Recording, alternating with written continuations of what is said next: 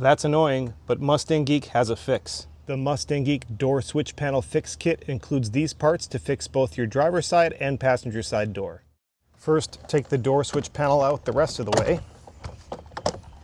Here's the problem. This slot in the door panel is a lot wider than this notch, and it doesn't squeeze the notch and hold it in place, especially when this notch kind of bends down with heat and age. First, we take the clip that's included in the kit, slide it into the slot, leave a little bit of a gap because we're going to take the filler rod right here, stick it in there as well above the panel so that it takes up a little bit more space.